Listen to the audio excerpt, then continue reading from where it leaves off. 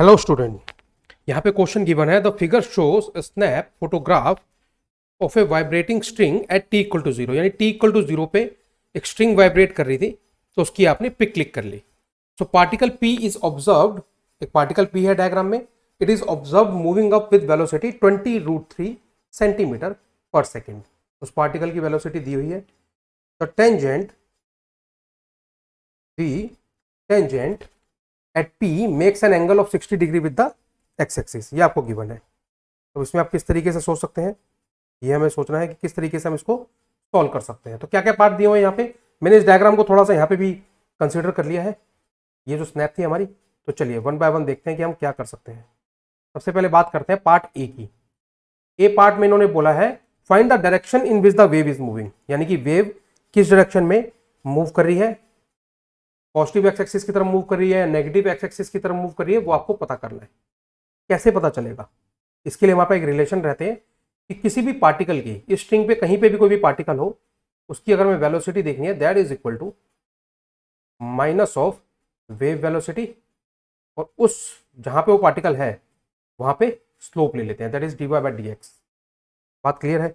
अब ध्यान से देखो आप, अगर मैं बात करूं पॉइंट पी की, हाईलाइट करता हूं नीचे डायग्राम में, तो नीचे मैंने डायग्राम लिया है, ये देखो नीचे देखो ध्यान से, यहाँ पे रेड कलर से दिखा रहा हूँ।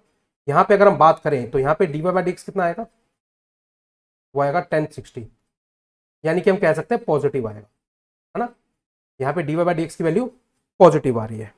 तो ये बात क्लियर है कि dy by D x point P पे, मैं पी पॉइंट की बात कर रहा हूँ, वहाँ पे dy by D X positive आ रहा है, ये बात क्लियर है।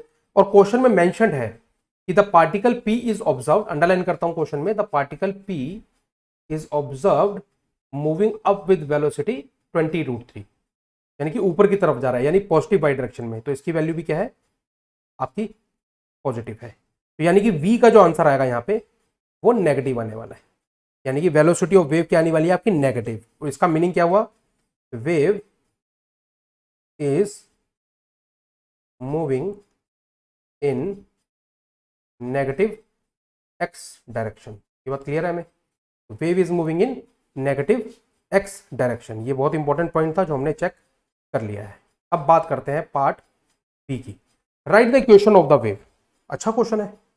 वेव की इक्वेशन निकालने के लिए हम एक जनरल इक्वेशन लेते हैं, y equal to A sine omega T plus K X plus जो भी फेस कांस्टेंट होगा यहाँ पे फाई, ये ले लिया।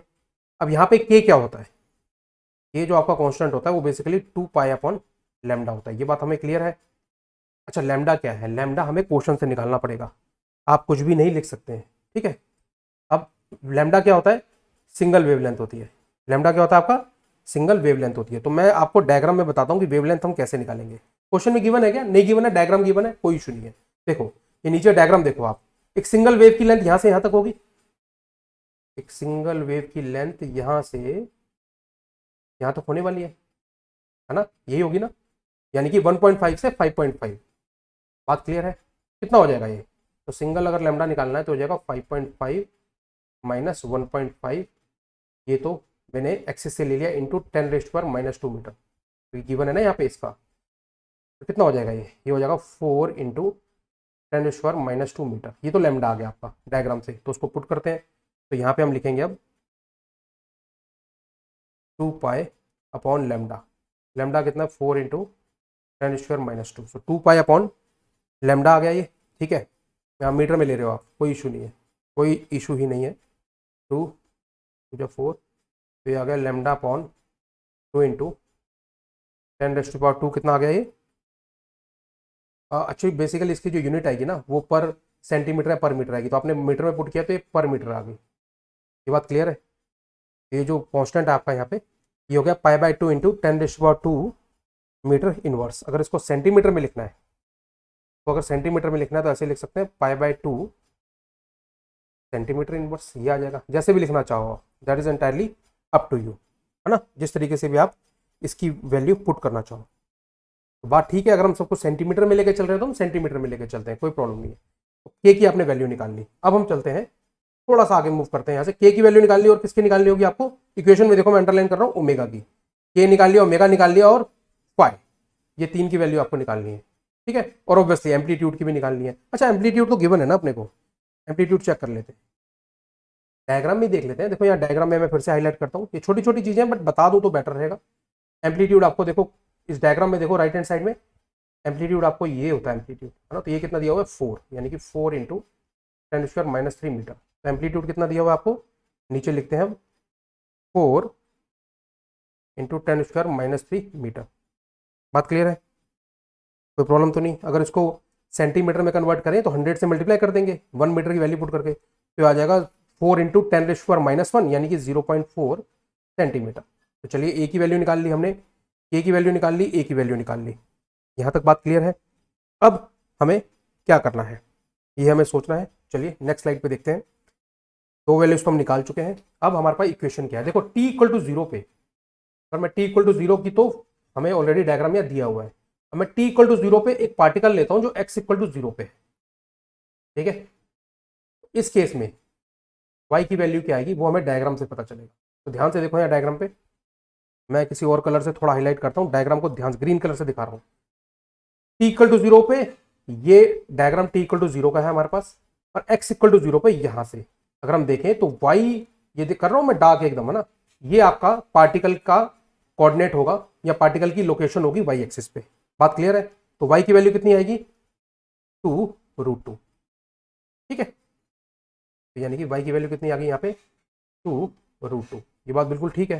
तो y की वैल्यू 2√2 आ गई है, तो हम इस इक्वेशन को लेते हैं। क्या इक्वेशन ली थी हमने, y equal to a sine omega t plus kx plus five. तो y की वैल्यू पुट करता हूँ 2√2 इक्वल टू a की वैल्यू पुट करता हूँ, a की वैल्यू मैंने फाइंड आउट किया 0.4 सेंटीमीटर, ठीक है, 0.4 सेंटीमीटर। और याद रखिएगा यहाँ पे ये कैलकुलेट करने के टाइम पे एक गलती हमसे होने वाली थी, तो हम अवॉइड करते हैं, तो ये कि 2√2 को प्रॉपर लिखते हैं। अगर मैं ग्राफ से देखूं तो y एक्सिस पे क्या दिया हुआ 2√2 इंटू 10⁻³ मीटर, अगर 2√2 इंटू 10⁻³ कितना दिया हुआ है -3 मीटर। ये मीटर में y की वैल्यू पुट करी मैंने, यहाँ पे भी देखो लिख देता हूँ तो -3 मीटर। ये याद रखना है, मीटर सेंटीमीटर में कोई कंफ्यूजन नहीं होनी चाहिए। तो आगे आ गया साइन। अब ध्यान रखो यहाँ पे t की वैल्यू 0 पुट करूंगा तो ओमेगा t 0 हो जाएगा, kx में x की वैल्यू पुट करूंगा 0 तो k 0 हो जाएगा। तो t इक्वल टू 0 और x इक्वल टू 0 पे ये सिर्फ 5 बचेगा साइन के साथ, साइन 5। बस इसको सॉल्व कर लेते हैं। ये आ जाएगा 2√2 तो 10⁻⁻1 centimetre equal to 0.4 centimetre sine 5। जब आप इनको सबको कैलकुलेशन करोगे तो साइन y की वैल्यू जो यहाँ पे आएगी ना, वो क्या आने वाली है वो सोचने वाली बात है। तो साइन y की वैल्यू आएगी 2√2/4, ये कैंसिल आउट हो जाएगा। √2/2 कितना हो जाएगा 1/√2, यानी 5 की वैल्यू कितनी आ जाएगी, अगर डिग्री में देखें तो 45 डिग्री और रेडियन में देखें तो π/4। ये बात क्लियर है, हमको सब कुछ पता चल गया। या कुछ रहता है, हाँ जी ओमेगा रहता है, ओमेगा हमें अभी तक नहीं पता है। ओमेगा को सोल्व करना है तो कैसे करेंगे, सोचने वाली बात है।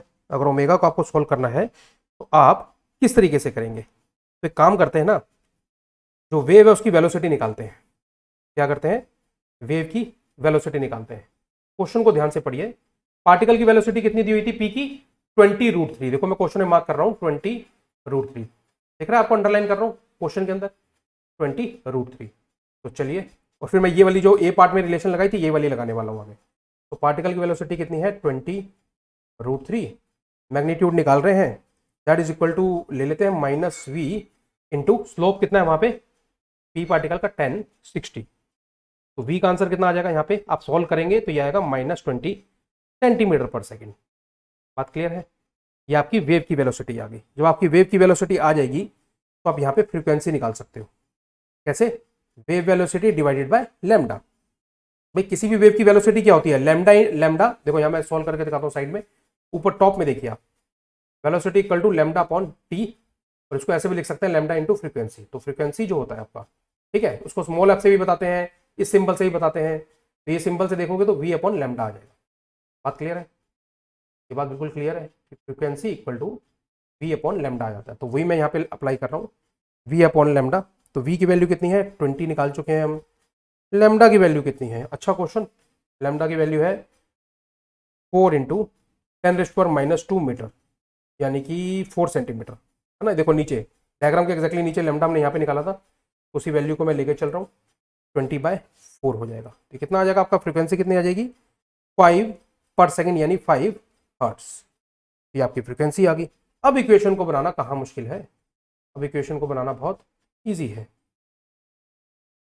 y इक्वल टू एम्पलीट्यूड कितना है भाई आपका, एम्पलीट्यूड है 0.4 सेंटीमीटर साइन ओमेगा टी, ठीक है, साइन ओमेगा टी। अच्छा फ्रीक्वेंसी हमने निकाली है यहाँ पे, जो ओमेगा है एंगुलर फ्रीक्वेंसी वो नहीं निकाली हमने, तो ओमेगा देखो नीचे निकाल देता हूँ, वो होता है 2 पाई फ्रीक्वेंसी। फ्रीक्वेंसी की वैल्यू यहाँ पे 5 पुट करोगे कितना आ जाएगा, 10 पाई आंसर आ जाएगा। तो ओमेगा की वैल्यू हम निकाल ली यहाँ पे। तो साइन ओमेगा टी यहाँ लिखना है, तो 10 क्या लिखोगे आप, 10 pi T plus K x, के एक्स कितना होगा, π/2x प्लस फाइव, फाइव की वैल्यू π/4 आप निकाल चुके हो, ठीक है।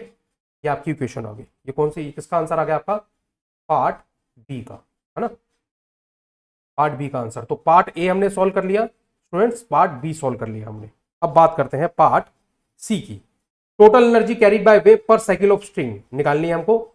एज्यूम करना है कि mass per unit length of the string is 50 gram per metre. तो हमको सी पार्ट सॉल्व करना है, और वहां पे जो म्यू की वैल्यू दी हुई है वो दी हुई है 50 ग्राम पर मीटर। तो हम ऑलरेडी जानते हैं जो पावर का कॉन्सेप्ट होता है हमारा, ठीक है ना, power transmitted along a string by a sine wave.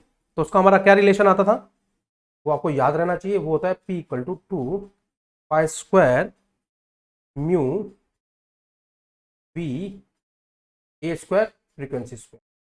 Mu clear है ना आपको, मास पर यूनिट लेंथ, तो वो है। तो इसमें सारी वैल्यूज पुट करनी है, बट वैल्यूज पुट करने से पहले उन्होंने बोला है एनर्जी कैरिड पर साइकिल, ठीक है। तो पर साइकिल का हम क्या, इसमें क्या करेंगे, पावर इंटू टाइम पीरियड कर देंगे। टाइम पीरियड किसका, किसका टाइम पीरियड, वेव का। तो ये हो जाएगा P इंटू टी, ये कितना आ जाएगा, 2 pi square mu V A square F square capital T. बात क्लियर है। तो कैपिटल टी की अगर आपको वैल्यू नहीं पता तो आप जानते हैं टाइम पीरियड क्या होता है, 1 फ्रीक्वेंसी, होता नहीं होता। उसकी वैल्यू अगर हम पुट करते हैं 2 pi square mu V A square F square, time period हो गया 1 फ्रीक्वेंसी, एक से कैंसिल आउट हो गया, तो आएगा आपका 2 pi square mu V A square F. अब इन सबकी जब आप वैल्यू पुट करोगे, सब कुछ देखो, म्यू क्या है, मास पर यूनिट लेंथ, वी क्या है, वेव वेलोसिटी, ए क्या है, एम्पलीट्यूड का स्क्वायर, और एफ क्या है, फ्रीक्वेंसी वेव की। इन सबकी जब वैल्यू पुट करोगे तो आपका आंसर आएगा 1.6 इंटू 10⁻⁵ जूल, क्योंकि मैं कैलकुलेट कर चुका हूँ ऑलरेडी, ठीक है ना, मैं कैलकुलेट करके बैठा था, तो वही मैंने वैल्यू यहाँ पे लिखी है, आप क्रॉस चेक कर सकते हैं। तो I hope I have answered your question and the solution is clear to you. Thank you very much.